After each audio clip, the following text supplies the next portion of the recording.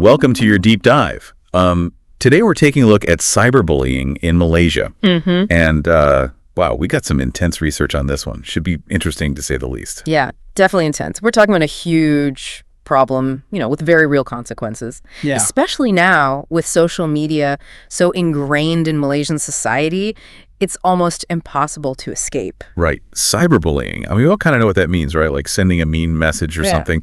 But this research suggests it goes way beyond that. Exactly. It's not just a one-time thing, like a single mean comment. Cyberbullying, it's about using technology to hurt someone, humiliate them, really control them. And it takes a lot of different forms. Some of them, like, the nasty messages, spreading rumors, that's kind of expected. But then you get into the more sinister stuff. Sinister how? Give me an example. So this Cybersecurity Malaysia report, it talks about happy slapping, which honestly, just the name gives me the creeps. Happy slapping. Never heard of it. So picture this. Someone's being physically attacked. Right. And instead of helping, someone's filming it.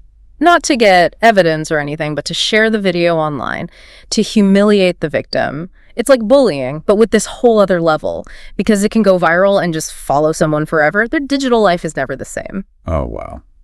That's just awful. And then there's impersonation too, right? Right. Where the bully pretends to be the victim online. Exactly. They'll use the victim's photos, talk like them, really wreak havoc on their relationships and their reputation. It's scary and sad, especially thinking about teenagers, Yeah. They don't always get how permanent the internet is. You're right. And speaking of teenagers, have you seen the statistics from Malaysia? This research paper? Yeah. It's a little scary, to be honest. Yeah, 80% of school children in Malaysia have experienced some form of bullying. 80%. That's almost every classroom. And a lot of that is cyberbullying, right? Yeah. And it's not just a few isolated cases. This is a systemic issue. It's everywhere. It's easy to forget how big of a problem it is when you just see a statistic like that. But those are real kids. Exactly. And the MCMC surveyed like 14,000 students, right? And 70% of them, 70% said they'd been harassed online. Think about what that number must really be, because we know not everyone feels comfortable speaking up about this. That's true. It's a hard thing to talk about. Which reminds me, you mentioned earlier that there were 2 case studies that we should discuss. You said they were particularly disturbing. Yeah, really tragic cases that really shook Malaysia. Yeah, these case studies, this is where it really hits home. I know, right? So one of them, it involved this 16-year-old girl, and she tragically took her own life after this awful cyberbullying incident on Instagram. What? So she posted this poll asking, should she live or die? And people actually voted die. Yeah, the majority did. It's hard to know what was going through people's minds, were they serious? Were they just being cruel? But regardless, the outcome was, just devastating.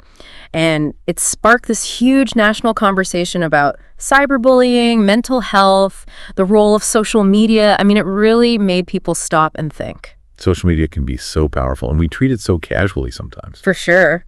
And then the other case, this one involved a young guy, an engineering student. He was being targeted online just relentlessly, and he ended his own life too. He left this note on Facebook talking about the bullying. Oh, gosh. And what gets me is that it wasn't just random cruelty, it was targeted, calculated, these anonymous posts trying to ruin his reputation, isolate him from his friends, basically destroy his future. Horrible. So we're seeing this pattern, right? This intense feeling of being alone, of feeling hopeless, and it's all happening so publicly online. So what can we even do? How do you even begin to address something this big? Right. It's the million-dollar question. There's no easy answer. But it have to be a multi-pronged approach. We need to empower victims, educate parents and teachers, and, honestly, use technology itself to fight back. That's what both the research and the Cybersecurity Malaysia report emphasize. Okay, so let's break that down. Empowering victims, it feels crucial, but also really hard, right? If you're being cyberbullied, you probably feel powerless. Exactly. And that's why the first step is understanding that none of this is the victim's fault. Easier said than done, though, because shame and self-doubt, those are huge weapons for bullies. So true. Practically speaking, victims need to document everything. Screenshots, saved messages, anything that could be evidence. And as hard as it is, not engaging with the bully is often the best strategy. Don't feed the trolls. Right. Easier said than done, especially for teenagers. Oh, for sure. And that's where parents and educators come in. Open communication is key, which the Cybersecurity Malaysia report really emphasizes. Parents need to be that safe space for their kids to talk about their online lives, the good and the bad. It's about trust. Knowing you can go to an adult without them freaking out or taking your phone away. 100%. And schools need to step up too. The research we read, it highlights the need for cyberbullying prevention programs in schools, like built into the curriculum. Not just a one-off assembly, but really diving deep. Yeah, exactly.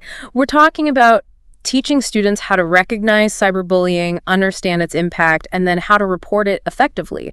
But also going beyond that, like peer support groups where students can connect and support each other, and of course, training teachers to recognize the warning signs. Early intervention is so crucial, both for prevention and for support. And what about using technology to combat this? Isn't it a bit of a losing battle trying to stay ahead of the curve? You're right. It's tough. But the good news is social media platforms are taking it more seriously these days. Like Instagram has this restrict option. Basically, it lets users shadow ban bullies without them even knowing it. Shadow ban. Tell me more about that. How does it even work? So the bully can still comment, right? But their messages are only visible to them. It takes away their platform, you know. They can't disrupt things. But it's also not as, confrontational as blocking them outright. I like that. It's subtle. Yeah. Shifts the power back to the victim. Are there other things being developed, tech-wise? Yeah, definitely. Most platforms have reporting mechanisms now, so users can flag bad content. And AI is playing a bigger and bigger role. Algorithms are getting better at finding and removing harmful stuff automatically. So it's humans and AI working together behind the scenes. Exactly. But even with all that, awareness and education are still key. The more we teach young people about responsible online behavior, the better chance we have of actually making a difference. It's about changing the whole online culture, moving away from this idea that anything goes online. 100%. But it's not just about individual responsibility either. We need to look at the bigger picture, like the legal side of things. Does Malaysia have laws about cyberbullying? Great question. We've talked about the emotional impact, but what about the legal consequences? So Malaysia doesn't have a specific cyberbullying law yet, but there are laws they can use. Like the MCMC, they've made it very clear that if you're inciting suicide online, like in that Instagram case, you could face serious charges under the penal code. So it can be a criminal offense that's huge. Right. And it's not all about punishment either. The Malaysian government's been promoting this CyberSafe program, which is more about prevention and education. CyberSafe, what's that all about? So it stands for Cybersecurity Awareness for Everyone. It's this nationwide thing run by Cybersecurity Malaysia, and it's all about teaching people to use the internet safely and responsibly. They've got this program, the National Cybersecurity Awareness Module, NCSAM for short, and they're integrating it into schools all over the country. So they're going right to the source, teaching kids about online safety early on.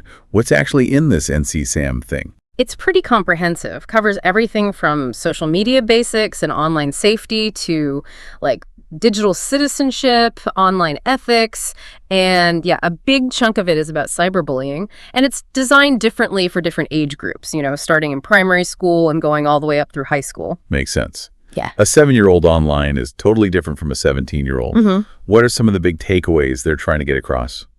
It's not just about staying safe online, but being a good digital citizen, They're really stressing empathy, respect, being ethical online, helping kids understand that their actions have consequences, even in the digital world. Which is so important because with cyberbullying, there's often that disconnect between your actions and how they impact others. Exactly. And CyberSafe does more than just classroom stuff, too. They do talks, these things called CyberSafe quests, even a national ICT security discourse where students can share their own ideas about cybersecurity. Wow, they're really going all out. It's a really holistic approach. For sure. And I think that's what we need here. It's not enough to just punish people after they've done something wrong. We need to create this culture where everyone online feels safe and respected. We need to start from the ground up. It's encouraging to hear about these programs, actually trying to get ahead of the problem. But yeah, you're right, it's a collective effort. What really gets me is cyberbullying takes all the worst parts of regular bullying and just puts it on blast. It's not just what happens in school anymore. And that digital trail, it never really goes away. No, it doesn't. It's like this constant pressure, always being watched, judged, made fun of. I can't even imagine how tough that must be, especially for kids who are still figuring out who they are. And the anonymity thing makes it even worse, right? It's so much easier to be cruel when you're hiding behind a screen. 100%. You lose that human connection, It's dehumanizing for everyone involved. So what can we do? We've talked about reporting mechanisms, education programs. But beyond all that, how do we make the internet a more empathetic place. Yeah. Because at the end of the day, it's just a tool, right?